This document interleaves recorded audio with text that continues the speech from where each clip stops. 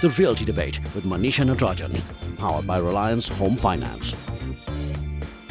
Sustainable, managed, affordable, robust and tech-savvy. Smart, the word that made the biggest headlines today. Union Minister for Housing lifted the veil on the winners of the Smart City Challenge.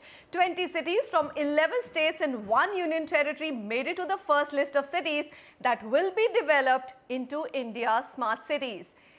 Terming the selection procedure as rigorous and demanding as the civil services competition, Venkaiah Naidu, Union Minister of Urban Development, looked happy and satisfied as he finished the first round of his job and passed the buck to the individual states and their urban local bodies to take on the gigantic task of transforming these overcrowded, very strained cities into modern centers of growth. And that's where the actual job begins. I'm joined by the most versatile and fertile minds in the industry to take on this discussion of what has happened today and how does India move forward on its big dreams of smart city. Jagan Shah, Director, National Institute of Urban Affairs; Shirish Sankhe, Director, McKinsey India; Karuna Gopal, President, Foundation for Futuristic Cities; Subhrangshu Pani, MD, Infrastructure Services, JLL India; and Shailesh Pathak, Executive Director, Bhartiya Group. Before I actually go on to my panelists, here is the list of the winners. I think we can keep repeating them till these names really sink into our minds. Bhubaneswar, Pune, Jaipur, Surat, Kochi, Ahmedabad, Jabalpur, Visakhapatnam, Solapur, Devnagiri, Indore, NDMC, Coimbatore, Kakinada, Balagavi, Udaipur, Guwahati, Chennai, Ludhiana and Bhopal. Here are the Union Minister for Urban Development on the criteria that was used to cull out this list of 20. Extremely important. The list of the winners of 20 cities that are being announced today have made it to the top of the competition based on the implementation framework, including feasibility, cost effectiveness, which has a weightage of 30%, followed by the result orientation, 20%, citizen participation, 16%, smartness of proposal, 10%. Strategic plan, 10%. Vision and goals, 5%. Evidence-based city profiling and key performance indicators, 5%. And process followed, 4%. That's how these 100 marks have been evaluated.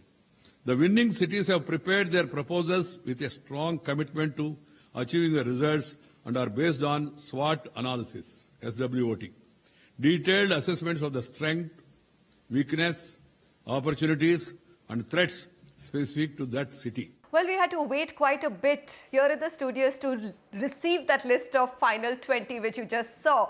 And before that, in fact, the minister spoke for a long time, almost defending or staging that selection process. He also clearly said this was not based, or the number or the cities were not based on any geographical consideration, and neither was New Delhi the decision maker. Nothing has been dictated from Delhi. Nothing has been decided by Delhi. Nothing has been designed by Delhi. Everything is done at the urban local bodies level. We have only given them broad guidelines. I am happy to inform you that the total of 15.20 million, that is 1.52 crore citizens have participated in the preparation of smart city plans. This extent of citizen participation accounts to about 12% of the total population of these smart cities that participate in the competition. 12%. When the rise and fall of the government is forecast by professional psychologists based on a survey of few thousand people, 12% sample is very significant even by statistical consideration. This order of citizen participation is a huge success. I am immensely happy about the same.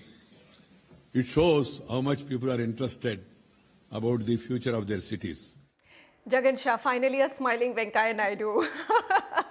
I mean, positive news on urbanization, on real estate development, which we've been waiting to hear for a very, very long time. Tomorrow's headlines, though, are all going to question, despite the minister's insistence that there was citizen participation, there were no geographical consideration, New Delhi was not involved in it. But do you think that there was really no political consideration in the choice of lists? No, I can certainly say that the evaluation was not guided by any political considerations at all. The panel of evaluators was looking at the merits of every single proposal, and that's why we could actually look at cities which were small and big and prosperous and not prosperous and so on, an odd bunch of cities you might say, and actually look at them on a level playing field and evaluate on merits.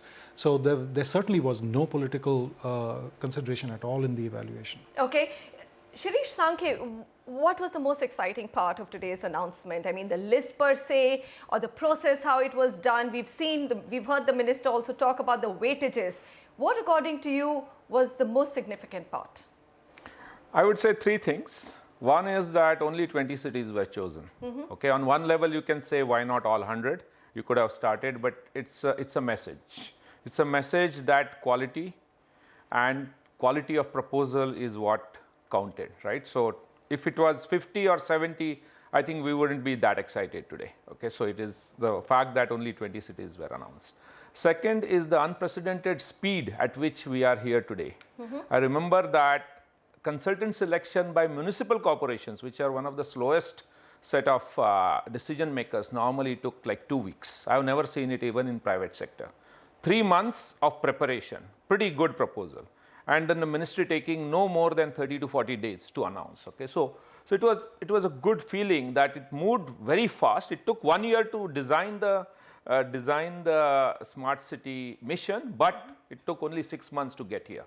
Exciting. All right, so 100 days. Out of 97, finally 20 chosen. Karuna Gopal, what is the most exciting part going forward from here?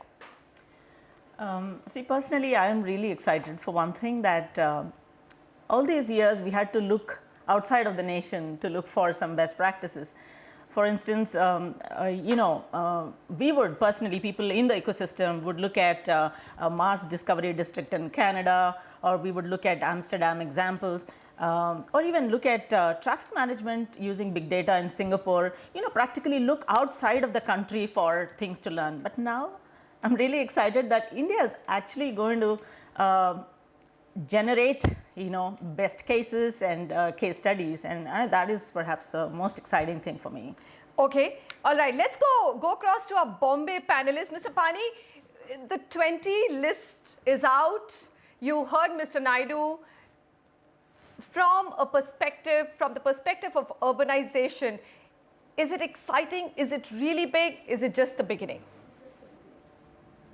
So I feel that I think there's a real good method which the government is following. I call it the lighthouse impact.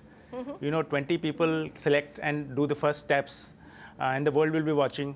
We will be experimenting with multiple models, multiple projects which will get implemented, and the rest of the cities will learn from this. I think the speed, like Shirish said, is amazing to see that government can move when it wants at this pace. And I'm very much excited. We supported a couple of these cities which got listed, and I'm very much excited because there was a lot of hard work which the city level public participation, the municipal commissioners, their teams have done. I think that 100 days which you say was non-stop working for them to reach here. And I think the best have come up there from the top 20. All right, Jagan Shah, the list per se, any surprises there? You said it's a curious mix, and I think everybody will be dissecting that basket of 20 and saying, hey, some of them like Pune, Kochi were a sure fate, Surat, these were bound to make it to the list. Some like maybe even a Bhopal, it might be a state capital, but is it a little, surprising that it made it to the list? Some of the smaller ones like Devnagiri. Just give us your impression on the list per se and the cities which have made it. I think, one of our colleagues described it very well, that this smart city mission is pretty much the innovation lab for the urban sector in India. And if you look at it from that perspective, all 20 proposals have unique characteristics. They are of course all unique cities, and each of the proposals delves into what are some of the key strengths and possibly the key economic drivers that could be used in those cities. So if it's about surprises, well, I can't say that we are particularly surprised, because the process that we followed was really about handholding the smallest to the largest cities in moving on a path of very deliberated, very logical sort of process by which they moved from a visioning exercise which involved citizens right to a financing plan, Right. and followed that through in a very logical sequence. And what is wonderful to see really is that a city like Davangere, which I had never really known and got to know only through this process, has come up with a wonderful little proposal which talks about, they have a rice husk polishing kind of industry, and they have a small temple in the heart of their cities. And they've actually been able to come up with a comprehensive proposal for reviving that entire heart of their city. Or a city like Kakinada, I don't think people really expected, but actually property owners in Kakinada signing up and saying we will install solar panels on our roofs so that we can generate solar energy. This is amazing enthusiasm coming from the grassroots, so to speak, in our cities. And these proposals all capture in their own unique ways that energy which has really been generated within the citizens, within the local leadership as well, the elected representatives, mayors, commissioners, of course. I think hats off to a lot of the young officers who actually manage these cities on a daily basis. It's really remarkable what they've been able to pull off. All right, thank you for correcting me. It's Davangere and not Devnagiri. So I think Jagan has been very polite and not pointing out, but I stand corrected there. So there was a method to the madness, Shirish Sankhe, wasn't there? So a lot of citizen participation that the minister talked about really swung it for some of these cities. And I think that's the beginning of another new chapter for India, where we say Indians don't have the DNA to respect their cities per se. Yeah, I mean, as I looked at the criteria as we were preparing for one of these cities that is in the top 20, the focus on citizen participation was especially surprising but welcome, right? And I remember in a city like Pune, close to 3 million people were involved, okay, and the whole population is 5 to 6 million. So close to 40 to 50% people got involved, and not just for the sake of it, right?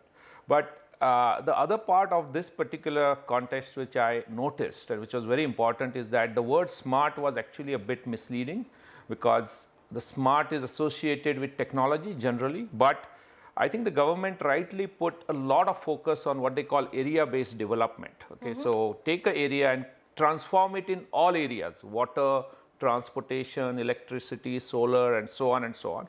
And that, I think, can create some real islands of excellence within each city. That's what is exciting. Smart city mission is not going to transform a whole city. It will at least transform a small area of the city, but it can act as a great way of pushing this forward. I think Jagan has a point to make on that.